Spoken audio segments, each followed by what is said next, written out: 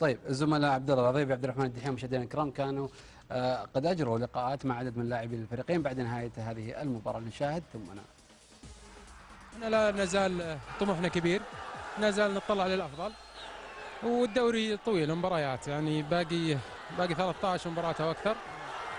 فالحمد لله يعني امورنا قاعده تتحسن، نحتاج نقاط ان شاء الله نقدر نحققها بتوفيق الله سبحانه. الحمد لله على النتيجه والاداء. كان يهمنا اليوم الثلاث نقاط يعني لتصحيح الاوضاع. يعني يمكن تغيير الجهاز الفني هذا امر اداري يعني ما يعود لنا كلاعبين، لكن الحمد لله احنا كنا واقفين اليوم وقفه رجال، ورانا رجال في نادي النصر ينتظرون منا هذه المباريات والبصمه، وان شاء الله باذن الله باذن واحد احد على كذا وافضل. يعني اليوم يمكن الاداء ما كان 100%، لكن الحمد لله مشينا الثلاث نقاط يعني اللي تعطينا الدفعه المعنويه. صحيح هناك فيه اخطاء كثيره في الدفاع وكذا، ولكن اتوقع ان الكل يتحمل مسؤوليه الاهداف ومسؤوليه المباراه، واحنا نشتغل الحمد لله، ولكن نقول الحمد لله يعني. في الملعب انت تنكشف انت وزميلك محمد امان بصراحه كابتن.